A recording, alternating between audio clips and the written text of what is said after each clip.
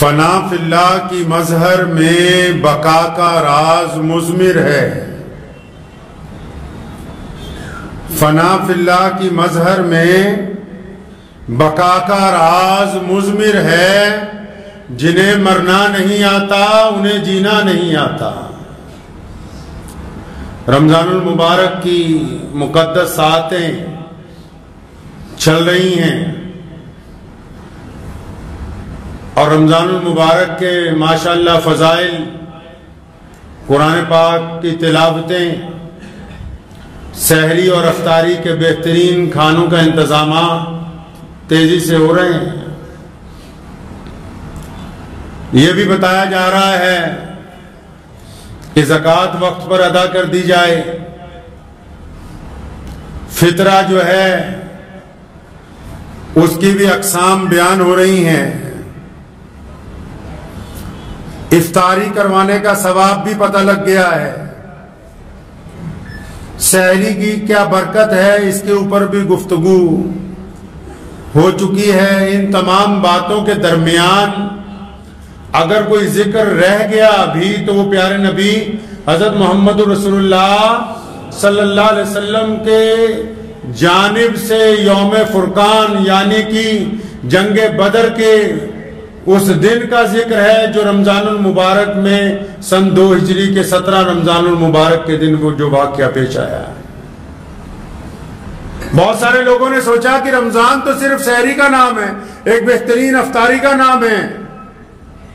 رمضان تو صرف راتوں کو اٹھ کے عبادت کرنے کا نام ہے. رمضان تو بس صرف ایک دوسرے کے ساتھ مصافحہ کرنے کا نام ہے. لیکن جب پیارے نبی حضرت محمد رسول اللہ صلی اللہ تعالیٰ علیہ وسلم کی تاریخ کو پڑھتے ہیں، محمد رسول اللہ کی سیرت کو پڑھتے ہیں، محمد رسول اللہ صلی اللہ علیہ وسلم کے کردار کو دیکھتے ہیں، محمد رسول اللہ کے عمل کو دیکھتے ہیں، تو پتہ یہ لگتا ہے کہ شدت کی گرمی کے رمضان میں، ایسے وقت میں جب محمد رسول اللہ صلی اللہ علیہ وسلم کے امن کو، چین کو، ان کے سماجک بھائی چارے کو، ان کی ویوستھا کو جب دشمن نے لگاتار تکلیف پہنچانی شروع کی تو اسی رمضان المبارک میں کفر اور اسلام کے درمیان پہلی جنگ محمد رسول اللہ صلی اللہ علیہ وسلم نے لڑی ہے.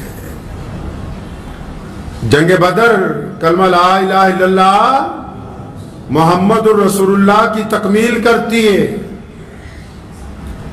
2 جنگیں بڑی اہمیت رکھتی ہیں اسلام میں، ایک جنگ بدر اور ایک جنگ احد. یہ دونوں اول کلمہ لا الہ الا اللہ محمد رسول اللہ کی مظہر ہیں. انہوں نے سکھایا کہ کلمے کے پہلے جز کا کیا معنی اور کلمے کے دوسرے جز کا مطلب کیا ہے. اس کی عملی طور پر جو تربیت ہوئی، لا الہ الا اللہ بدر میں سمجھا گیا، محمد رسول اللہ کو احد کے اندر تکمیل دی گئی ہے.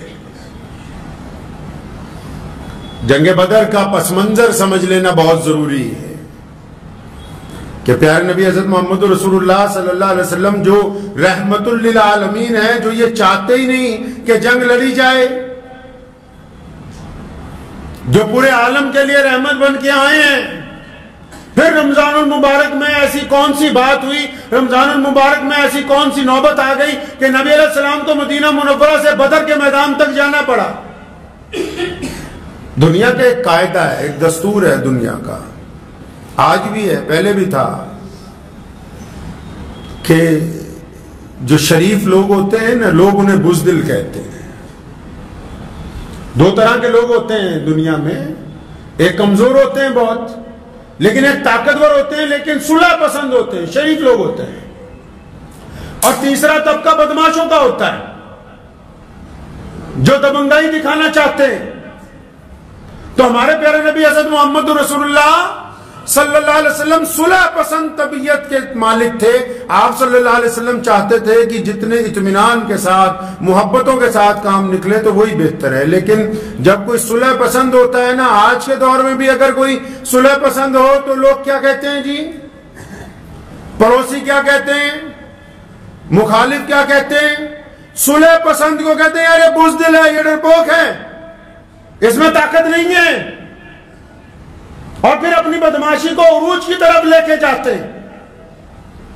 یہی مسلمانوں کے ساتھ افتتاح ہوا جب اسلام دنیا کے اندر آیا. پیارے نبی حضرت محمد رسول اللہ صلی اللہ تعالی علیہ وسلم نے اپنے دین کی تبلیغ شروع کی اور پھر اتنا ظلم ہوا مسلمانوں پر کہ سیدنا حضرت سمیہ رضی اللہ تعالیٰ عنہ کے ٹکڑے کر دیے گئے. اتنا تشدد ہوا کہ بلال کو مارا گیا. اتنا ظلم ہوا کہ خود پیارے نبی حضرت محمد رسول اللہ صلی اللہ علیہ وسلم پر حملے ہونے لگے. سیدنا ابوبکر صدیق رضی اللہ تعالیٰ عنہ کو زخمی کیا گیا. عمار بن یاسر کی کھال اتاری گئی. حضرت حبیب بن زید رضی اللہ تعالیٰ عنہ پر تشدد کیا گیا. جب زیادہ ظلم ہوا تو مسلمانوں نے سوچا, اللہ نے حکم دے دیا پھر مسلمانوں کو کہ اس ظلم کی بستی سے مکے سے نکلو اور مدینے کی طرف ہجرت کر جاؤ. اب جب ہجرت ہو گئی, مدینہ منورہ پہنچ گئے, تو مکے کے جو کافر تھے, مکے کے جو دشمن تھے, ابو جہل جو قریش کا چودھری تھا, انہوں نے سوچا مسلمان تو ڈر گئے. تو مسلمان مکے سے 350 کلومیٹر دور جا کے مدینہ منورہ میں رہنے لگے. تو یہاں سے یہ وہاں جاتے ہیں ان سے پنگا لینے کے لیے. کبھی ان کے اونٹ چوری کر کے لاتے ہیں, کبھی ان کے چرواہوں کا قتل کرتے ہیں, کبھی ان کے کھیت کھلیانوں کے اندر جا کے دخل دیتے ہیں. وہاں دروازے تک پہنچتے ہیں تکلیف پہنچانے کے لیے. کیوں؟ کیونکہ ابو جہل کے ذہن میں یہ شاید بات آ گئی کہ محمد رسول اللہ صلی اللہ علیہ وسلم تو مکے سے نکل گئے, ان کی طاقت نعوذ باللہ شاید کمزور پڑ گئی. میں تو بہت بڑا عرب کا بادشاہ ہوں, عرب کا گورنر ہوں, تو میں تو مدینہ تک جا کے ان کو تکلیف پہنچا سکتا ہوں.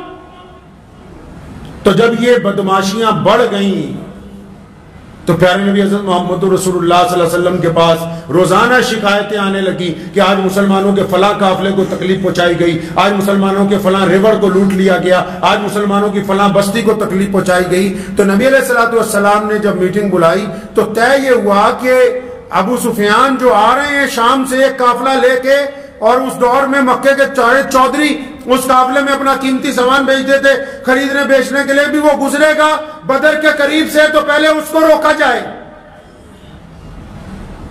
جب اس کام کے لیے اعلان ہوا بدر کے میدان میں جانے کے لیے, تو ادھر حضرت علی بن سفیان ان کو پتہ لگ گیا کہ ایسے ایسے حملہ ہونے والا ہے, تو وہ تو اپنا رستہ بدل کے نکل گئے. بعد میں فتح مکہ کے موقع پر مسلمان ہوئے, وہ اپنا رستہ بدل کے نکل گئے. لیکن جب ابو جہل کو پتہ لگا کہ نبی علیہ الصلوۃ والسلام ہمارے قافلے کو روکنے والے ہیں, تو اس نے تو مکے میں بہت بڑا شور مچا دیا. جو گھمنڈی ہوتے ہیں نا, ان کو گھمنڈ ہوتا ہے اپنی طاقت پر, قوت پر, اپنی دولت پر, اسلحے پر, ساز و سامان پر. اس نے تو بڑی ادھم مچا دی پوری بستی میں کہ مسلمانوں کی کیسے ہمت ہو سکتی ہے, یہ حق تو ہمارا ہے کہ ہم ان کو لوٹیں, ان کو ماریں, ان کا قتل کریں. ان کی کیسے ہمت ہو گئی کہ یہ ہمارے کسی قافلے کو روکنے کی بات کریں. اس نے 1000 کا لشکر, جو 1000 گھوڑ سوار تھے, 1000 ساز و سامان والے, اسلحے والے لوگ, 1000 لوگ جو تھے بہترین جنگجو تیار کر لیے. کہتا نہیں ہم جائیں گے اس بار مسلمانوں کا مقابلہ کرنے کے لیے, ہم مسلمانوں کو مار کے آئیں گے. اب نبی علیہ الصلوۃ والسلام کو اطلاع مل گئی کہ مکے کے دشمن ابو جہل کے ساتھ 1000 طاقتور لوگ, ساتھ میں ان کے ناچنے والی عورتیں, شراب کے بڑے بڑے ڈول, اور روزانہ بہترین باورچی جو ان کو بہترین کھانے کھلا رہے, وہ آ رہے ہیں اس کام کے لیے کہ نعوذ باللہ یہ مسلمانوں کی جو دین ہے, جس میں ابھی چند لوگ ہیں, ابتدائی مراحل ہیں, ان کے خلاف جا کے جنگ لڑی جائے اور ان کو ختم کر دیا جائے. جب نبی علیہ الصلوۃ والسلام کو پتہ لگا تو آپ صلی اللہ علیہ وسلم نے صحابہ کو عرض کیا کہ چلو ہم میدان بدر کی طرف جائیں گے, رمضان کے دن ہے. مسلمانوں کئی ایسے مسلمان ہیں جی روزہ نہیں رکھوں دا, گرمی لگ رہی. پیارے نبی حضرت محمد رسول اللہ صلی اللہ علیہ وسلم نے رمضان المبارک میں بدر کے میدان میں جو پہلے سے تپتا تھا, وہاں پر جا کے کفر کے خلاف پہلی جنگ لڑی ہے دنیا کی. یہ پہلی لڑائی ہے پوری دنیا کے کفر سے اسلام کا, پہلی جنگ ہے جو میدان بدر کے اندر لڑی گئی ہے. نبی علیہ الصلوۃ والسلام جب رانے لگے, صحابہ کو اکٹھا کیا, فرمایا کون کون ہے جو ساتھ دے گا؟ پتہ ہے کہ سارے دیوانے ہیں, پروانے ہیں. پھر بھی سوال کیا کون ہے؟ ابو بکر کھڑے ہوئے, یا رسول اللہ میں حاضر ہوں, میرے ماں باپ حاضر ہیں, میری اولاد حاضر ہے, ہم تو آپ کے اوپر سارے ہی قربان ہیں. अमीर उल-मोमिनीन हज़रत उमर बिन खत्ताब रज़ी अल्लाह तआला अन्हु खड़े हुए, या रसूलल्लाह मैं तो इंतजार कर रहा हूं कब मौका आए तो इस अबू जहल की गर्दन मरोड़ दूं, या रसूलल्लाह हम हाजिर हैं। उमर बिन खत्ताब चुप हुए तो मौला अली करमुल्लाहु वजहू बोले, या रसूलल्लाह मेरी तो तलवार को जंग लग गया, मैं तो मुंतजिर हूं, इन्होंने बड़ा जुल्म किया है हम पर। जब ये सारे बोलने लगे, जो लोग मक्का मुकर्रमा से रसूलुल्लाह के साथ आए, तो नबी अलैहिस्सलाम ने फरमाया वो भी तो बोले ना जो अभी तक चुप हैं। अंसार समझ गए, जो मदीने में रहने वाले मुसलमान थे वो समझे कि ये नबी अलैहिस्सलाम का इशारा हमारी तरफ है। हजरत मिक़दाद रज़ी अल्लाह तआला अन्हु खड़े हुए, या रसूलल्लाह क्या आपकी मुराद हमसे जो मदीने के मुसलमान हैं, क्या आप हमसे भी कुछ पूछना चाहते हैं? फरमाया हाँ तुम बोलो। फरमाया या रसूलल्लाह जब आप निकलेंगे हम खुश्की में भी आपके साथ लड़ेंगे, हम पानी पर भी आपके साथ लड़ेंगे, हम दाएं भी, हम बाएं भी, हम आगे भी, हम पीछे भी। या रसूलल्लाह हम अपनी जान कुर्बान कर सकते हैं, आपके किसी लफ्ज को नीचे नहीं गिरने देंगे। या रसूलल्लाह मदीने के तमाम अंसार जो हैं वो आपके साथ लड़ेंगे इंशाअल्लाह ताला। एक और सहाबी अंसारी खड़े हुए, या रसूलल्लाह फरमाया या रसूलल्लाह वो मूसा अलैहिस्सलाम की कौम कहती थी ना कि आप लड़ो आपका खुदा लड़े, लेकिन या रसूलल्लाह मैंने सुना है कि जिन नजर नहीं आते, देव नजर नहीं आते, जिन्नात भी मखलूक नजर नहीं आती, लेकिन या रसूलल्लाह जब आप मैदान जंग में निकलेंगे आप अगर कह देंगे इंसान तो इंसान, हम आपके कहने पर जिन्नात से भी लड़ जाएंगे, क्योंकि मोहम्मद रसूलुल्लाह हमारी मोहब्बतों के महवर हैं, आप हैं तो हम हैं, आपके अलावा या रसूलल्लाह हम कुछ भी नहीं हैं। जब ये बात हो गई ना तो दो बच्चे आ गए, एक का नाम उमैर है, एक का नाम साद है। उमैर बिन अबी वक्कास रज़ी अल्लाह तआला अन्हु और साद बिन अबी वक्कास। अब ये दोनों कहने लगे या रसूलल्लाह हमने जाना है आपके साथ मैदान बदर में, या रसूलल्लाह हम भी जाएंगे। दुश्मन 1000 से ज्यादा, इधर नबी अलैहिस्सलातु वस्सलाम के कुल दीवाने 313, उन 313 में भी सारे बड़े लोग नहीं, उमैर और साद जैसे बच्चे भी हैं। और आपस में आजकल तो बच्चे इसलिए बात हजरात इसरार करते हैं कि हम भी फलां जगह घूमने जाएं, ये दोनों बच्चे मोहम्मद रसूलुल्लाह के सामने इसलिए इसरार कर रहे हैं, पता है कि सामने जंग है, पता है कि अबू जहल सामने आएगा, पता है कि उतबा आएगा, पता है कि वलीद जैसा जालिम आएगा, पता है कि अबू लहब होगा, पता है कि उसामा हजरत अल्लाह ताला अन्हु के ऊपर जुल्म करने वाले लोग सामने आएंगे, पता है कि बड़े बड़े बदमाशों ने आना है, लेकिन ये बच्चे आगे आकर कह रहे हैं या रसूलल्लाह हम भी मैदान जंग में जाएंगे। एक भाई को इजाजत दे दी हजरत उमैर को, साद को रोका, फरमाया तू छोटा है तू नहीं जाएगा। अब जिनको कहा छोटा है तू नहीं जाएगा तो वो बहुत इसरार करने लगे, नहीं या रसूलल्लाह मुझे आप लेके जाएंगे। जाना कहां है जी, जाना कहां है? शहादत देने के लिए जाना है। जाना कहां है? किसी दावत में नहीं जाना है, कहीं अफ्तार के लिए कोर में बिरयानियां नहीं लगी हुई हैं, कहीं 3 दिन का कुरान खत्म होने का तमाशा नहीं हो रहा है, जहां पीछे बैठ के लोग खुराफात कर रहे हैं और तरावी की जब बांधी जाती है नियत और वो इमाम जाता है रुकू में, उस वक्त दौड़ दौड़ के नियतें बांध रहे, वहां नहीं जाना है। जहां बेगैरती के मुजाहरे होते हैं वहां नहीं जाना। कहां है? बदर के मैदान में जाना है, अबू जहल जैसे जालिम हुक्मरान के सामने जाना है। फरमाया नहीं नहीं तुम बच्चे हो नहीं जा सकते, रोने जैसा मुंह बनाया और फिर अचानक कहने लगे या रसूलल्लाह अपनी पंजों के बल खड़े हो गए। हजरत साद पंजों के बल खड़े हो गए, या रसूलल्लाह मैं तो उमैर के बराबर हूं, आप देखें मेरे और उसके कंधे एक बराबर हैं। फरमाया नहीं तुम बच्चे हैं। फरमाया या रसूलल्लाह अच्छा ऐसा करते हैं ना, मैं और मेरा भाई कुश्ती लड़ेंगे, अगर मैंने अपने भाई को नीचे गिरा लिया तो हम दोनों आपके साथ जाएंगे, अगर मैं हार गया तो मैं घर वापस चला जाऊंगा। प्यारे नबी हज़रत मोहम्मद रसूलुल्लाह सल्लल्लाहु अलैहि वसल्लम ने फरमाया हाँ ठीक है चलो कुश्ती करो। जब कुश्ती करने लगे तो छोटे भाई ने बड़े के कान में कहा अल्लाह के वास्ते तुझे तो इजाजत मिल गई है, अगर तू गिर जाएगा मैं भी तेरे साथ जाऊंगा, तू गिर गया तो मैं भी तेरे साथ जाऊंगा, हम दोनों चलेंगे अल्लाह के रास्ते के अंदर। अब वो बड़ा भाई गिर गया, छोटा जो है उसके ऊपर बैठ गया, तो अल्लाह के नबी सल्लल्लाहु अलैहि वसल्लम ने दोनों को इजाजत दे दी, दोनों को इजाजत दे दी। ادھر دو بچے اور ہیں، حضرت معاذ اور معوذ رضی اللہ تعالیٰ عنہ، ان کا بھی یہی معاملہ، ایک بڑا بھائی ہے چھوٹا بھائی ہے، دونوں گھر پہ گئے، اب شام کا وقت ہے افطار کا، گھر پہ پہنچے تو دیکھا ماں رو رہی ہے، اماں جی کیوں روتی ہو؟ کہ فرمایا نبی علیہ السلام نے مسجد نبوی سے اعلان کیا، کون ہے جو آج دین کے لیے میرے ساتھ جائے گا، کون ہے جو اس راستے میں قربانی دے گا، کون ہے جو اللہ کے راستے میں اپنا مال اپنی جان خرچ کرے گا؟ فرمایا سارے مدینے کے مسلمان کچھ نہ کچھ دے رہے ہیں، تیرا باپ زندہ ہوتا تو اور بات تھی، وہ بھی نہیں ہے، ہمارے گھر میں مال بھی نہیں ہے۔ وہ فرمایا ماں تو پریشان کیوں ہوتی ہے، ہم جائیں گے۔ کہنے لگی بیٹا تم بچے ہو۔ فرمایا ہم بچے ضرور ہیں لیکن اماں جی ہمارا ایمان جوان ہے، ہم بچے ضرور ہیں ہمارا ایمان جوان ہے۔ وہ دونوں بچے بھی میدان بدر میں، یہ دونوں بچے بھی میدان بدر میں۔ اور آج اگر بچے تراویح میں افطاری میں آ جائیں تو اللہ ان متولیوں کو، ان پردھانوں کو اور مسجدوں کے اماموں کو اللہ تبارک و تعالیٰ ان کا دل کھول دے، ذہن کھول دے۔ جن مسجدوں میں امام اور جن مسجدوں کے متولی، جن مسجدوں کے صدر، جن مسجدوں میں نماز پڑھنے والے بڈھے، جن کے دل میں یہ بار بار بات آتی کہ بچے شور مچا رہے ہیں، بچے اگلی صف میں کھڑے ہو کے بچوں کو پیچھے کرو، بچوں کو لاتے مارو، آنے والی قوم کا مستقبل ہے یہ۔ محمد رسول اللہ صلی اللہ علیہ وسلم نے میدان بدر میں بھی ان کے جذبات کا خیال رکھا، تم سے مسجد میں ان کا خیال نہیں رکھا جاتا۔ کون کہتا ہے کہ بچوں کو مسجد میں آنے سے روکا جا سکتا ہے؟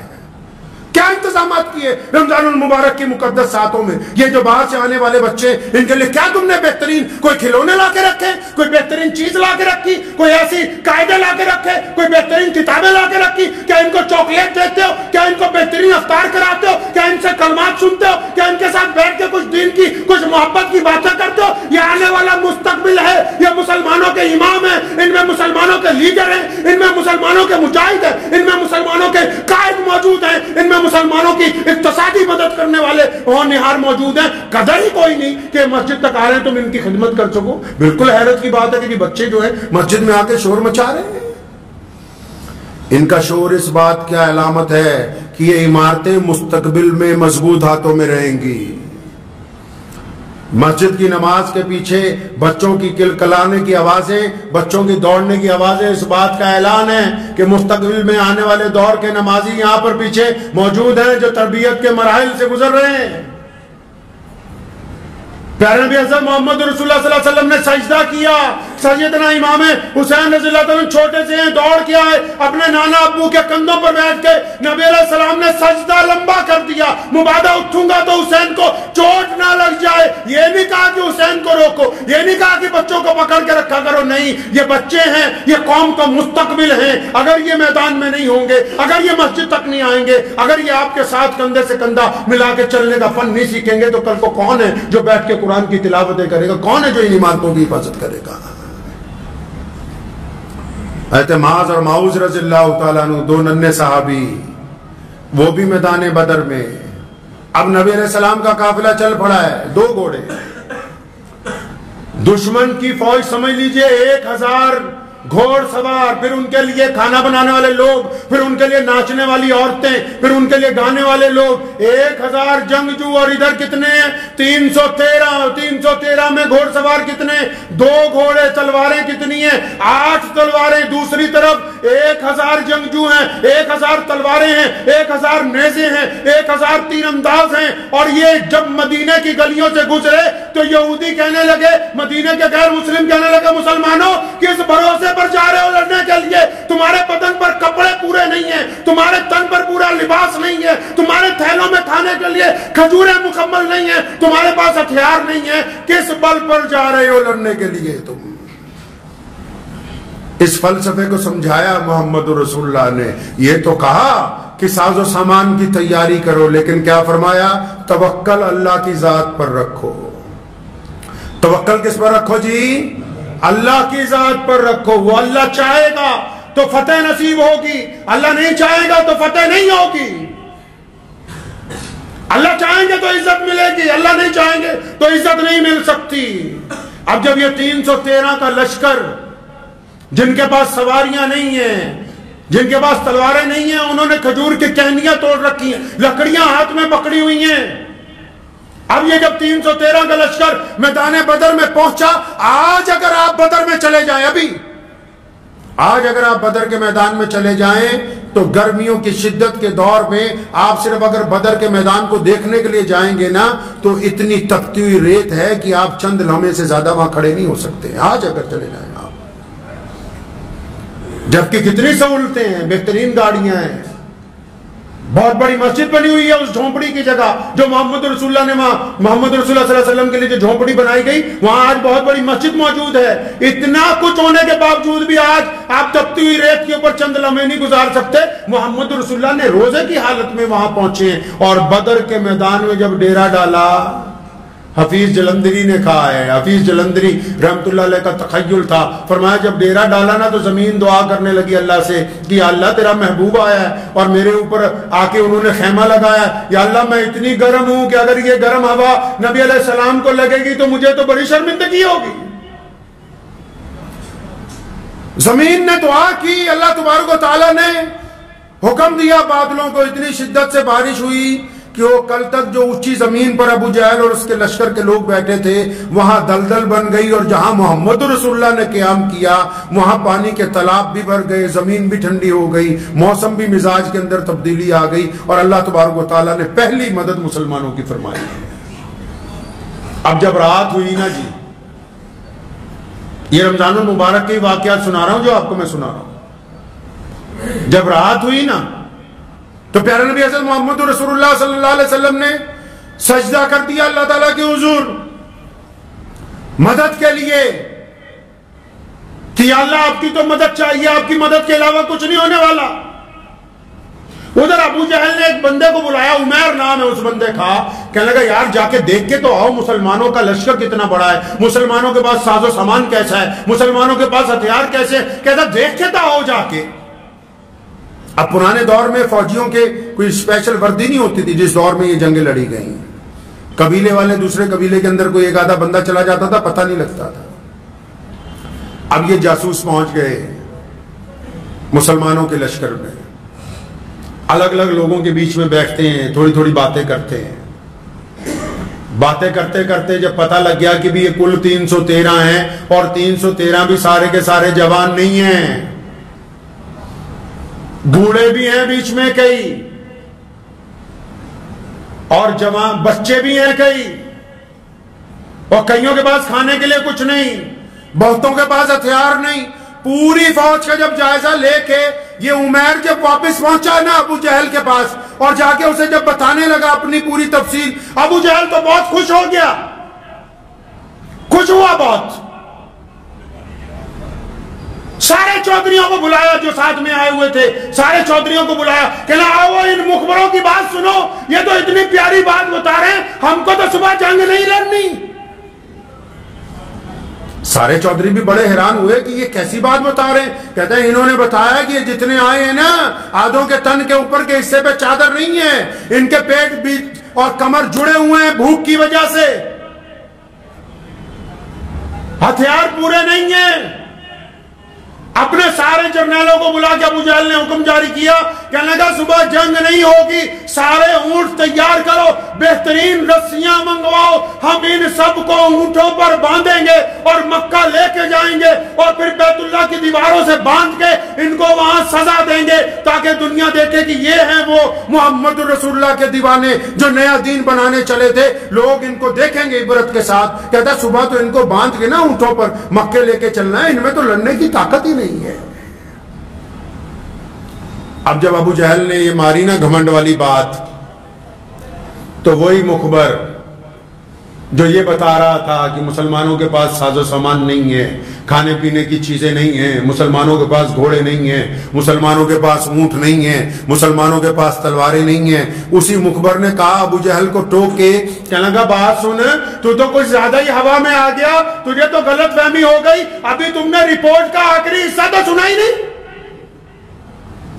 ابھی تم نے میری پوری کاروائی کی آخری بات تو سنی نہیں، تو آدھی ابھی ہم نے بولی ہے، تو خوش ہو گیا، ڈھول بجوانے لگا، شراب پینے لگا، پہلے بات تو پوری سن لے ہماری۔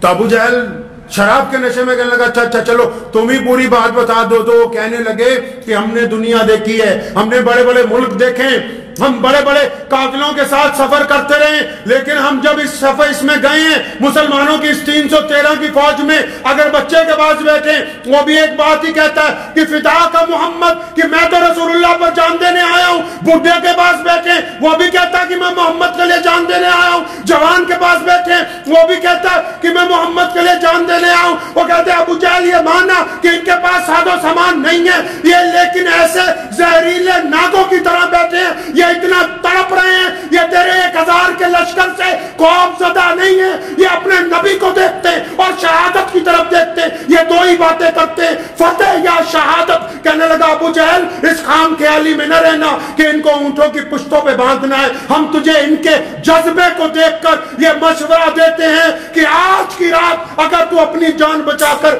بھاگ سکتا ہے تو بھاگ جا، ورنہ ان مسلمانوں سے تجھے دنیا کی کوئی طاقت بچانے والی نہیں ہے۔ نعرہ تکبیر، نعرہ تکبیر، نبوت، نعرہ تکبیر۔ اب جب ابو جہل نے یہ بات سنی نا تو بڑی فکر ہوئی، تو کہنے لگا کوئی نہیں، صبح جب جنگ ہوگی تب دیکھیں گے، صبح جب جنگ ہوگی تب دیکھیں گے۔ ادھر محمد رسول اللہ کو دیکھ لیں، محمد رسول اللہ اس جھونپڑی میں سجدہ کیا ہوا ہے، ساری رات کے پہر گزر رہے ہیں، نبی علیہ السلام کبھی سجدے میں جاتے ہیں کبھی بیٹھ جاتے ہیں، اور بار بار دعا ہے کہ اللہ آپ نے کہا تھا کہ میں تیری مدد کروں گا۔ اور ایک بڑی تاریخی بات نبی علیہ السلام نے اس دعا کے دوران کہی، فرمایا الہی اب تک جو میں نے محنت کی ہے وہ ساری کی ساری آج بدر میں موجود ہے، اب تک جو میں نے دین پہنچایا ہے وہ سب کے سب لوگ بدر میں موجود ہیں۔ نبی علیہ السلام نے دعا میں یہ بات کہی کہ یا اللہ یہ کل 313 مسلمان ہیں اس روئے زمین کے اوپر، کل 313، یا اللہ یہ 313 تیرے نام پر بدر میں لے کے آ گیا، سامنے 1000 سے زیادہ کا چاق و چوبند لشکر ہے اور سب کے پاس اسلحہ ہے، ہمارے پاس صرف 8 تلواریں ہیں، لیکن یا اللہ ان 313 کو لے آیا ہوں، آج اگر یہ 313 ہلاک ہو گئے، آج اگر یہ 313 باقی نہ رہے تو مولا کریم قیامت تک تیرا نام لینے والا بھی زمین پر کوئی نہیں ہوگا۔ لکھا ہے محدثین نے نبی علیہ السلام کی آنکھوں سے اتنے آنسو جاری ہوئے کہ سیدنا ابو بکر صدیق رضی اللہ تعالیٰ عنہ جو رسول اللہ کے دوست ہیں، جو غار کے بھی ساتھی ہیں، جو آج روضہ مبارک میں بھی نبی علیہ السلام کے ساتھی ہیں، ابو بکر صدیق رضی اللہ تعالیٰ عنہ جب بہت دیر دیکھتے رہے تو نبی علیہ السلام کے اوپر آپ صلی اللہ علیہ وسلم کے ساتھ انہوں نے جپھی ڈالی، نبی علیہ السلام کے ساتھ لپٹ گئے اور فرمایا یا رسول اللہ اٹھیں، یا رسول اللہ اللہ کی مدد آ گئی ہے، اللہ کی مدد آ گئی۔ پیغام ملا کہ جبریل علیہ السلام کو خود کسی فرشتہ کو آج تک جنگ میں نہیں بھیجا گیا، یہ محمد رسول اللہ صلی اللہ علیہ وسلم ہے کہ اللہ کا حکم ہوا کہ جبریل آج تم بھی جنگ کا ساز و سامان پہن کے میرے نبی کے لیے اترو۔ جبریل آ گئے نا، 5000 فرشتے بھی آ گئے، میرے محبوب نے بات نہیں مانی، فرمایا یا اللہ تو نے تو یہ کہا تھا کہ اے محمد صلی اللہ علیہ وسلم جب آپ نکلیں گے تو میں بھی ساتھ ہوں گا، فرمایا یا اللہ آپ کا ساتھ چاہیے، انی معاکم۔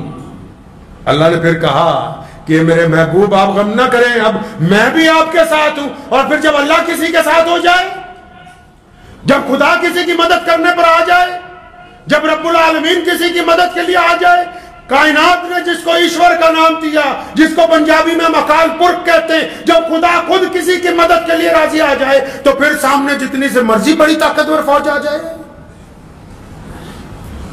پیارے نبی حضرت محمد رسول اللہ کہ صلی اللہ علیہ وسلم نے جب صبح کو صفیں باندھی، دشمن ڈھول بجا رہا ہے، چیخ رہے ہیں، چنگھاڑ رہے ہیں، ادھر نماز کے ساتھ مدد مانگی، قرآن پاک کی تلاوت کے ساتھ مدد مانگی،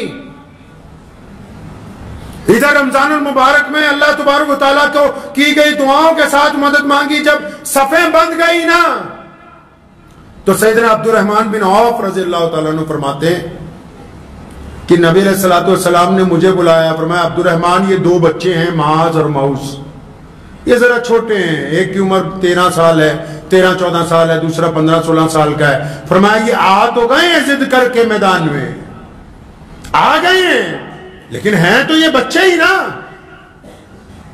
اچھا ایسے موقع پر جب 313 کو تو مدد چاہیے، لوگ چاہیں گے، اسلحہ چاہیے، تو 2-3 دن پہلے ایک صحابی حضرت حذیفہ بن یمان رضی اللہ تعالیٰ کہیں سے آ رہے تھے، انہیں راستے میں ابو جہل اور اس کے ساتھی مل گئے، وہ باہر سفر سے آ رہے تھے، انہیں علم نہیں تھا بھی حالات اس وقت کیا ہیں، مدینے کو جا رہے ہیں، تو انہوں نے راستے میں کفار نے روک لیا، کہاں جا رہے ہو؟ فرمایا مدینہ منورہ جا رہے ہیں۔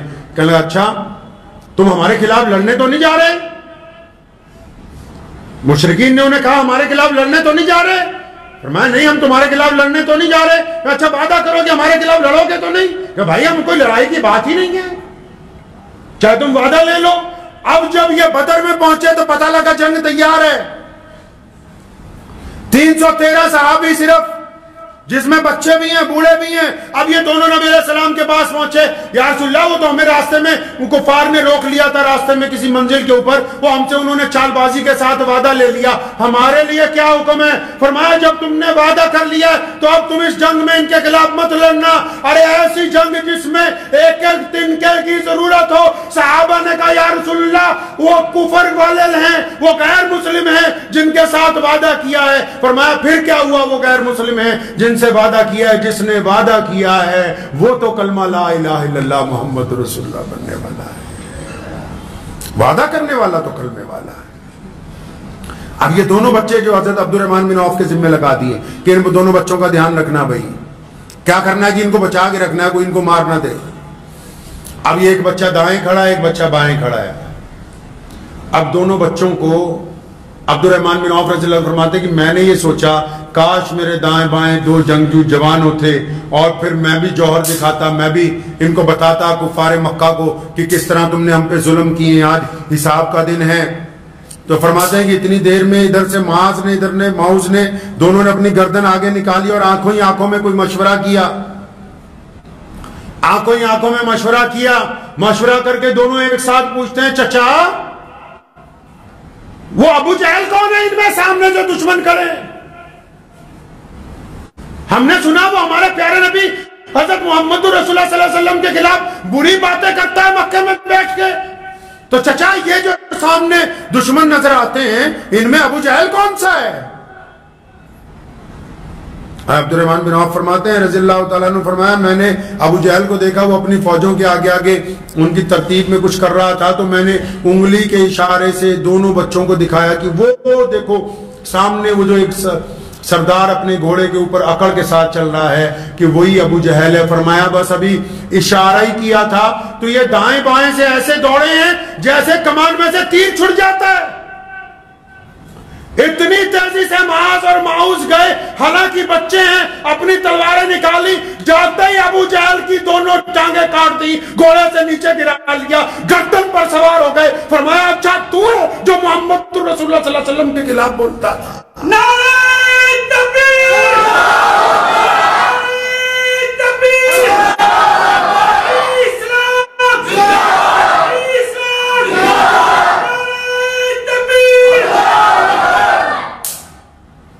ابو جہل کی ٹانگیں کٹتے ہی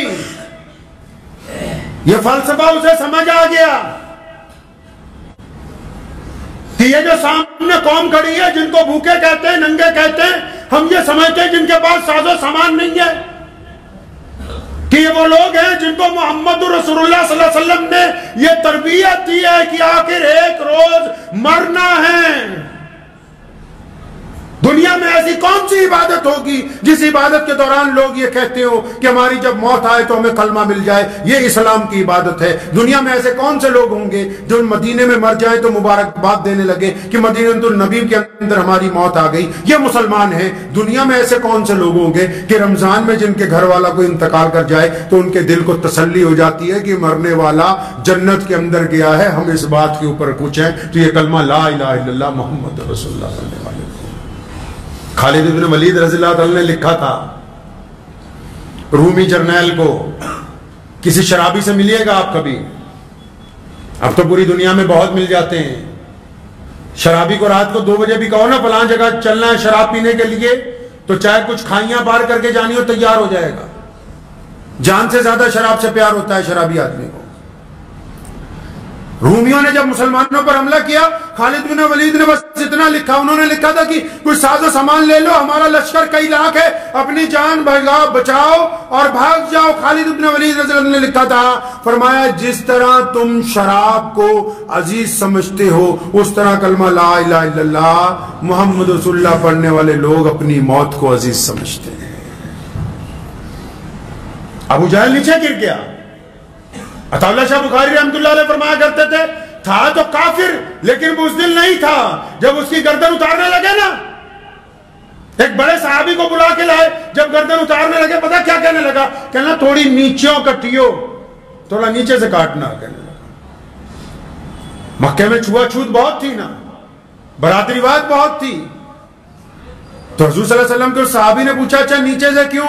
فرمایا جب گردنیں رکھی جائیں گی نا تو میری گردن کچھ اونچی ہو، پتہ لگے کسی سردار کی گردن ہے۔ عطا اللہ شاہ بخاری رحمت اللہ علیہ فرمایا کرتے تھے، تھا تو کافر لیکن یہی کر کے تو نہیں نہ مرا، بزدل تو نہیں تھا۔ تو میدان بدر میں حضرت مولا علی کرم اللہ وجہ فرماتے ہیں کہ بدر کی بھٹی جب گرم ہو گئی، شدت کے اوپر جب پہنچ گئی، اور جب دشمن کو یہ خام خیالی تھی کہ ان بھوکے لوگوں کو ہرایا جا سکتا ہے، ان کمزور لوگوں کو ہرایا جا سکتا ہے، جب تیز بھٹی میں فرمایا جب جنگ اپنے عروج پر ہوتی تھی اور میں لڑتے لڑتے یا کوئی صحابی تھک جاتا تھا تو فرماتے کہ اگر ہم کسی کے پیچھے جا کے تھوڑی دیر سانس لیتے تھے تو پیارے نبی حضرت محمد رسول اللہ صلی اللہ علیہ وسلم میدان جنگ میں بھی اگر کوئی سب سے آگے تھا، میدان جنگ میں بھی صحابہ کی صفوں میں آگے اگر کوئی ذات کھڑی تھی تو محمد رسول اللہ صلی اللہ علیہ وسلم کی ذات تھی، جو پوری دنیا کے قائدین کو، جو پوری دنیا کے رہنماؤں کو، جو پوری دنیا کے لیڈران کو یہ پیغام بھی ساتھ میں دے رہی تھی کہ جب قوموں کے اوپر کوئی پریشانی آتی ہے، جب کوئی بات ہوتی ہے تو ان کا لیڈر پیچھے نہیں ہوتا، ان کا لیڈر ان کے آگے ہوتا ہے۔ اللہ تبارک و تعالیٰ نے اس جنگ میں فتح عطا فرمائی، عتبہ بھی مارا گیا، ولید بھی مارا گیا، ابو جہل بھی ختم ہوا، بڑے بڑے مکہ کے چودھری جو کہتے تھے بس مسلمانوں کو ختم کرنا ہے۔ اب جب جنگ ختم ہو گئی، جنگ جیت لی، قیدی بھی بنا دیے گئے، قربان جائیں محمد رسول اللہ صلی اللہ علیہ وسلم پر۔ کیا بات فرمائی؟ صحابہ نے کیا کہا؟ صحابہ نے کیا کہا؟ نبی علیہ الصلوۃ والسلام نے کیا فرمایا؟ ہم لوگ کوئی بڑا کام کر لیتے ہیں کیا کہتے ہیں؟ ہمارے دائی حضرت مولانا مفتی کلیم صدیقی صاحب مدث علیہ، اللہ تبارک و تعالیٰ نے ان کی رہائی کے حکم فرما دیے، ہائی کورٹ سے حکم جاری ہو گیا اللہ کے فضل کے ساتھ، تو بہت سارے لوگ انگلی کٹوا کے شہیدوں میں نام آنے لگا کہ جی ہماری جماعت نے یہ کر دیا، فلاں نے یہ کر دیا۔ جو ان کے مخلص وکلا لگے ہوئے ہیں ان کی تو محنت ہے ہی، لیکن اور بہت سارے لوگ کہنے دعوے کرنے لگے جی ہم نے یہ کر دیا، ہم نے وہ کر دیا۔ اور محمد رسول اللہ نے کون سی جنگ جیتی ہے جی؟ محمد رسول اللہ نے کون سی جنگ جیتی ہے؟ جنگیں ہونا بڑی بات نہیں ہے، جنگ میں جیت جانا ہار جانا بڑی بات نہیں ہے، لیکن رسول اللہ نے جو جنگ جیتی، رسول اللہ نے بدر میں جو جنگ لی تھی، فرمایا نا دعا میں کہ اللہ اگر یہ ختم ہو گئے تو اب قیامت تک کوئی نہیں۔ پتہ یہ لگا محمد رسول اللہ نے جو جنگ جیتی ہے وہ قیامت تک کے انسانوں کی جنگ جیتی ہے۔ محمد رسول اللہ نے جو فتح حاصل کی ہے اس نے اسلام کے مقدر میں فتح کو قیامت تک کے لیے رقم کر دیا گیا۔ جو رسول اللہ نے فتح حاصل کی یہ قیامت تک کی فتح تھی، یہ معمولی فتح نہیں ہے، یہ ایسی فتح تھی کہ جس فتح کے بعد کائنات میں عرش پر لکھ دیا گیا کہ فتح اسلام کا مقدر ہے۔ اب علامہ اقبال نے مشورہ نہیں دیا مسلمانوں کو، مشورہ دیا نا مسلمانوں کو، فرمایا فضائے بدر پیدا کر، فرشتے تیری نصرت کو اتر سکتے ہیں گردوں سے، قطار اندر قطار اب بھی۔ فضائے بدر کیا ہے؟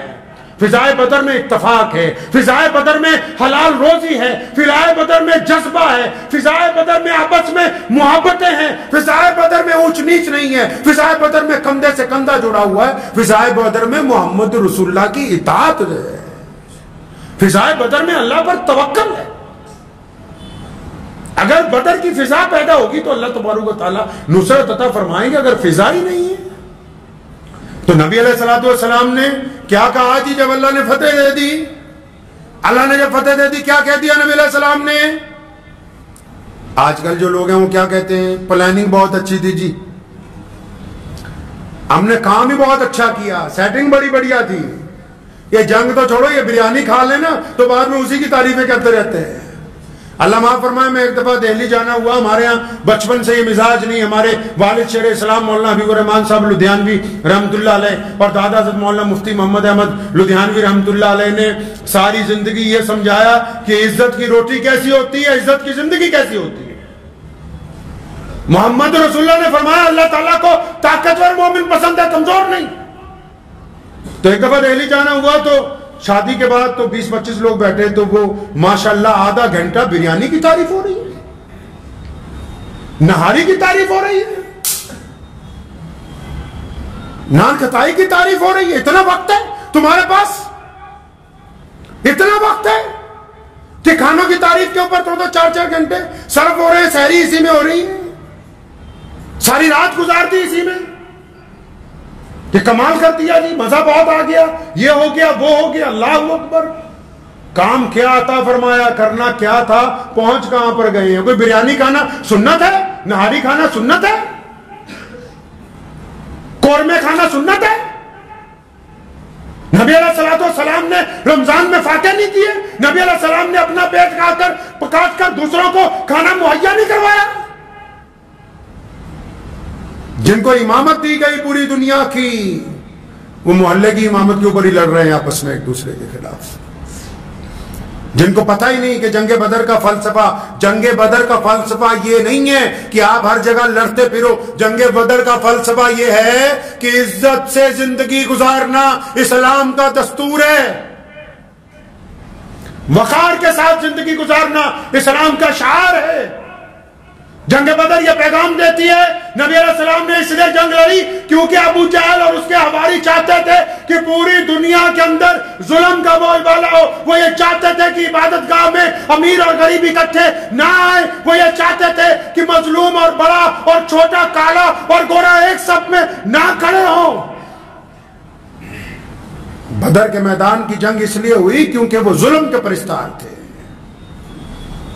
بدر نے یہ پیغام دیا, اور وہ قومیں اپنے شہیدوں کو بھول جائیں وہ زندہ رہتی, جو اپنے شہداء کو بھول جائیں, جو اپنے بزرگوں کو بھول جائیں, اپنے اکابرین کو بھول جائیں, اپنے بڑوں کو بھول جائیں, وہ قومیں زندہ رہتی. جن کو صرف کھانے پینے کی اشیاء یاد رہیں, جو قومیں صرف کھانے پینے پر لگی رہیں, ان کو دنیا میں کوئی یاد نہیں کرتا. سیدنا ابو بکر صدیق رضی اللہ تعالیٰ عنہ آج ہر دل میں اس لیے کیونکہ انہوں نے قربانی دی ہے. بلال رضی اللہ تعالیٰ جیسا غلام آج مسلمانوں کے سر کے تاج اس لیے کیونکہ محمد رسول اللہ کی پیروی کی ہے. تو اتنا وقت لگا دیا کہ بہترین کھانوں پر کوئی ذکر ہی نہیں کہ کون پڑھ رہا ہے کون نہیں پڑھ رہا, کوئی ذکر ہی نہیں کہ کون مظلوم ہے کون نہیں ہے. سارا دستور میں کھانا بدلا ہوا ہے پورے کا پورا. نبی علیہ السلام کو میدان کے اندر جب فتح ہوئی کیا کہا؟ آج جب مولانا کلیم صاحب متجلو کو ضمانت مل گئی, لوگ کیا کہہ رہے ہیں, جماعتیں کیا کہہ رہی, محمد رسول اللہ میدان بدر میں کیا کہتے ہیں؟ دونوں کی بات میں زمین آسمان کا فرق ہے. شیطان نے کیا کہا؟ کہنا میں چنگا ہے, انا خیر منہ. شیطان نے کیا کہا؟ اللہ نے فرمایا نا سجدہ کر, فرمایا نہیں یا اللہ میں ہم کیا کہتے ہیں, ہماری پلاننگ بہت اچھی تھی جی, ہمارا کام بڑا اچھا تھا. نبی علیہ السلام نے کیا فرمایا جب بدر میں فتح اللہ نے دے دی, جب اللہ تعالیٰ نے فتح عطا فرما دی تو پیارے نبی حضرت محمد رسول اللہ صلی اللہ علیہ وسلم سجدے میں جھک گئے. صحابہ کرام نے سجدہ شکر ادا کیا اور ایک ہی بات رسول اللہ نے کہی, وہی صحابہ نے کہی, فرمایا ہمارے رب نے ہم کو فتح عطا فرمائی ہے, ہمارے رب کی مدد سے ہم ان کے اوپر غالب آ گئے ہیں. اگر ہمارے اللہ کی مدد ہمارے ساتھ نہیں ہوتی تو دنیا کی کوئی طاقت ہمیں فتح نہیں دے سکتی تھی. ساز و سامان تو طے نہیں کرتے, ساز و سامان نے تو آج بھی طے نہیں کیا. آج بھی دنیا کی سپر پاور ماتھا ٹیک کے گئی ہے زمین کے اوپر. ساز و سامان نہیں طے کرتے کہ کس کو عزت ملے گی؟ بندے کا اپنے رب کے ساتھ تعلق طے کرتا ہے، تعلق طے کرتا ہے، لوگوں کی دعائیں طے کرتی ہیں۔ سلطان صلاح الدین ایوبی رحمۃ اللہ علیہ نے جب بیت المقدس کو فتح کر لیا نا، تو فرانس کے بادشاہ نے کئی لاکھ کا لشکر جمع کیا تھا، کس لیے کہ فوراً بیت المقدس پہ واپس قبضہ کر رہا ہے۔ اور سلطان کو جب پتہ لگا، لگاتار 20 سال سے جنگ لڑ رہا تھا، بڑا پریشان ہوا۔ کچھ اللہ والے بھی موجود تھے، ساری رات خیمے میں سنت سے، نبی علیہ السلام کی سنت کے مطابق، اقرا ایک شہر ہے فلسطین کے پاس، ساحل سمندر کے پاس، ساری رات دعائیں کرتا رہا، روتا رہا کہ اللہ تیری مدد چاہیے۔ تو صبح کو جب فجر کی نماز پڑھی، کچھ اللہ والے ملے، فرمایا وہ اتنا بڑا لشکر آ رہا ہے، ہم 20 سال سے جنگ میں ہیں، اس وقت میں نے فوجیوں کو چھٹی پر بھی بھیج دیا، اتنا بڑا لشکر آ رہا ہے۔ اور اللہ والوں نے کندھے پہ ہاتھ رکھ کے کہا کہ صلاح الدین وہ لشکر تو ڈوب گیا، لشکر ڈوب گیا انگریزوں کا۔ کہ حضرت کیا بات کرتے ہو؟ فرمایا تو ساری رات خیمے میں آنسو نہیں بہاتا رہا؟ فرمایا ہاں میں اپنے رب کے آگے مناجات کرتا رہا ہوں، اپنے رب کے آگے روتا رہا ہوں۔ فرمایا ہاں وہ میں نے دیکھا، تیرے آنسوؤں کے اندر وہ لشکر ڈوب گیا۔ اتنی دیر میں ساحل سمندر سے ایک کشتی لگتی ہے، اس میں سے مخبر اترتے ہیں اور آتے ہی سلطان کو سلام کر کے کہتے ہیں سلطان مبارک ہو، وہ جو لشکر تمہاری طرف بڑھ رہا تھا، رات سمندر میں طوفان برپا ہوا، وہ تمام جہاز آپس میں ٹکراتے رہے اور اس حد تک ٹکرائے ہیں کہ پورے کا پورا انگلستان کا لشکر اس سمندر کی تہ میں اتر گیا، اب تیرے خلاف یہاں آنے والا کوئی نہیں ہے۔ پلاننگ کسی کی نہیں چلتی، یاد رکھو۔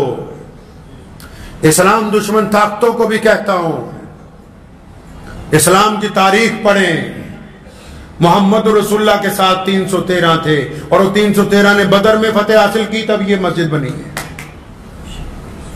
اگر ہم بدر کا میدان نہ جیتتے تو آج ہم کلمہ لا الہ الا اللہ محمد رسول اللہ پڑھنے والے نہ ہوتے۔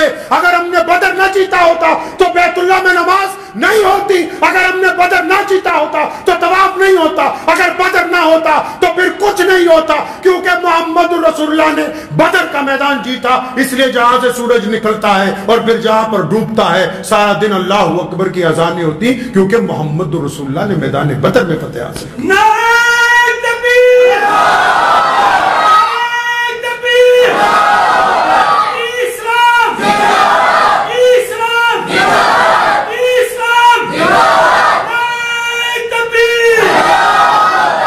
میدان بدر کے واقعات آپ کو اس لیے سنائیں کہ جو قومیں اپنے شہداء کو بھول جاتی ہیں ان کا وجود نہیں رہتا ہے۔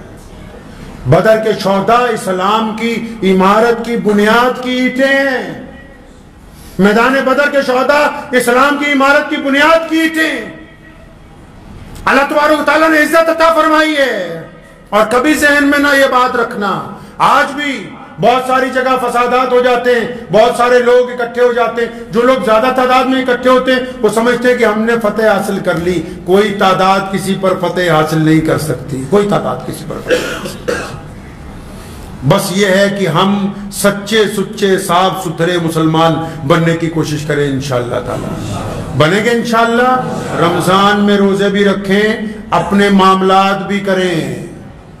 اسلام نے کہا ہے اچھا مسلمان وہ ہے جو روزہ رکھ کے اپنے معاملات نپٹاتا ہے۔ یہ نہیں بس روزہ رکھ کے سو جاؤ، بس روزہ رکھ کے چگلیاں کرتے رہو، روزہ رکھ کے گپے مارتے رہو، نہیں، روزہ رکھ کے جو رزق حلال لاتا ہے وہ مرد کلندر ہے۔ کلندر وہ تھوڑی ہوتا ہے جس نے زیادہ تسبیحیں پہن لی، زور زور سے کہتا ہے اللہ اللہ کر رہا ہے زور زور سے، وہ نہیں کلندر۔ کلندر وہ ہے جو روزہ رکھ کے بھی رزق حلال بھی کماتا ہے، خود بھی کھاتا ہے، دوسروں کو بھی کھلاتا ہے، وہی کلندر ہے جو خود بھی بانٹتا ہے، دوسروں کو بھی بانٹنے کی تلقین کرتا ہے۔ تو وقت بھی ہو گیا ہے، دعا کیجئے کہ اللہ تبارک و تعالی رمضان المبارک کی ان ساتوں میں، یہ بدر کے دن چل رہے ہیں، یہ بدر کے دن چل رہے ہیں رمضان المبارک میں، اور یہ دوسرا عشرہ ہے، اللہ تبارک و تعالیٰ سے مغفرت مانگ لیں، اللہ تبارک و تعالیٰ کو راضی کر لیں، اور اللہ راضی ہونا ہے ہمارے عمل سے انشاءاللہ تعالیٰ، کریں گے انشاءاللہ، ہمارے عمل سے اللہ تعالیٰ راضی ہوں گے۔ دعا کریں کہ اللہ تعالیٰ مجھے بھی اور آپ سب کو بھی ان باتوں پر عمل کی توفیق عطا فرمائے۔ وآخر دعوانا الحمدللہ رب العالمین۔ مجھے امید ہے کہ آپ کو یہ ویڈیو پسند آئی ہوگی، اگر پسند آئی ہو تو یہ آپ اپنے دوستوں کے ساتھ شیئر کریں اور اس چینل کو سبسکرائب ضرور کریں۔